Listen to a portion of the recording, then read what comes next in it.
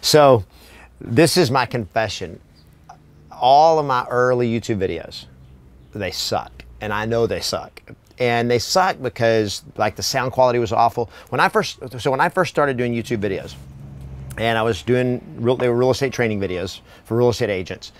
And I was totally broke. I mean, I did not have any way to market myself or anything to market my coaching company because I didn't have any money. I didn't have any budget for that. I didn't have enough money to pay my own rent. And so all of my early YouTube videos were done, the first ones were done with a flip camera. Remember the old flip camera? Did you ever have one? Oh. Yeah, so the old flip camera. So I would use the flip camera, which is horrible because you couldn't see, like there was no way to see yourself. So you're like, you had to turn it on and then you had to run around and do all that. And because I didn't have anybody else to help me. It was just me. I mean, just me. I'd go sneak into my real estate office and I would shoot videos and hope that none of the people there knew what I was doing because they would laugh at me. And I was so terrified of ridicule, criticism, of people laughing at me and thinking I was crazy.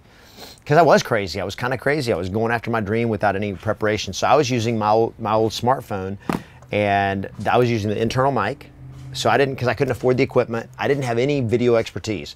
In fact, for lighting, you know, you have the office light, just the fluorescent light. And then I went to IKEA, and you can buy these floodlights, like this big around.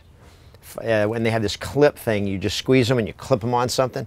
And I used one of those to create light on my face. So you've got fluorescent light and you've got an incandescent yellow light bulb. So it sucked, man. But I took action. The main thing was I had a message. I had something I wanted to teach. I had something I wanted to share, and I started sharing it. And it was so funny when I first started doing it. You had no idea, you know, what was going to happen. In fact, what I would do with my first videos, I would actually take, because I was running a real estate office, is I would take our sales meetings and I would take my flip camera and I would turn it on and I would video myself training my real estate agents at my real estate company in Hermosa Beach.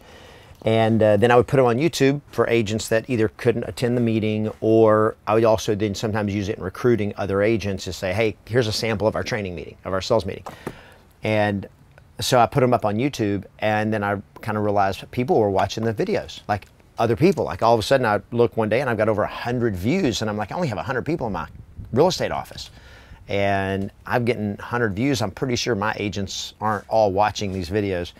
And then a video had 300 views, and I'm like, other real estate agents are watching this. And I knew that video was the thing of the future. And of course today we know that if you want to be relevant and have an online presence, I think no matter what profession you're in, if you don't have video, if you're not into video and doing video, you're done.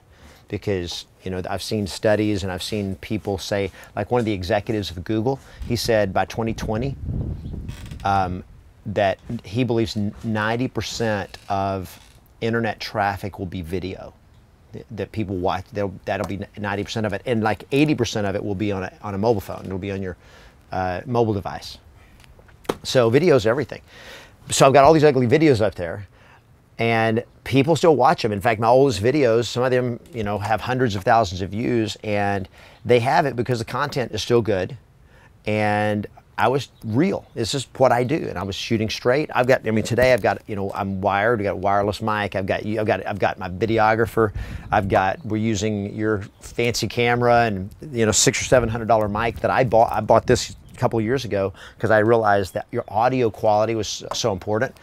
But the people are always looking for, you know, they want everything to be perfect before they start. I'm not going to, you know, I can't do video because I don't know what I'm doing. I don't have good lighting. I don't have the good camera. I don't have, I don't know what I'm doing. I don't have any, I can't afford equipment. You don't need equipment. Everybody's got one of these. And frankly, the camera on here is the video camera on here is probably better than a camera that you'd paid $2,000 for 10 years ago. I mean, it's ridiculous.